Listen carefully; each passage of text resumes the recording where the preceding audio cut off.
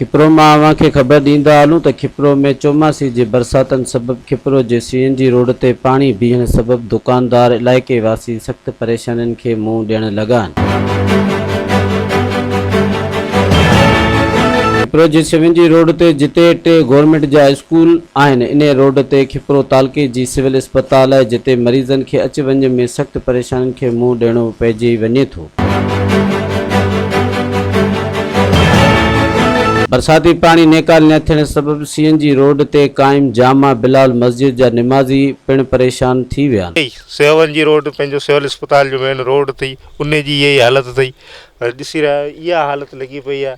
पर छा कयूं, ॿारनि जी तइलीम ख़राबु थिए, बसि फ्यूचर ख़राबु आहे ॿारनि जो, ॿियो कुझु बि कोन अथई। ये सिर्फ़ इंतज़ामिया जी कमज़ोरी जे करे कोन थो निकिरे। अगरि इंतज़ामिया चाहे त अॻियां डिस्पोट वग़ैरह खोले त पाणी निकिरी सघे थो, पर इंतज़ामिया को बि इन जो बिलो नथी करे सघे।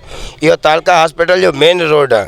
हुन सां पोइ इहो CNG रोड जेका अथई, इहो खिपरे जो मशहूरु रोड आहे। इन जा सूरत हाल जेका अथई गवर्नमेंट बि ॾिसी रही आहे, ऐं हिते जा चेयरमैन पाण सुबुह वसीम चेयरमैन बि हिते जी सूरत हाल ॾिसी वियो आहे, पर को बि इन जे बारे में चवण वारो कोन्हे। जेको अचे थो हितां थी हलियो वञे थो। इन्हनि वसवारनि खां मुतालबो कयो आहे त पाणी खे हंगामी बुनियादनि ते नेकाली ॾिनी वञे, जीअं हिते जे रवासियुनि खे अच वञ में सहूलियत मिली सघे। मज़ीद ख़बरनि ऐं तफ़सीलात लाइ विज़िट कयो असांजी वेबसाइट www.awamiNewsHD.com ऐं ॾिसंदा रहो अवामी न्यूज़।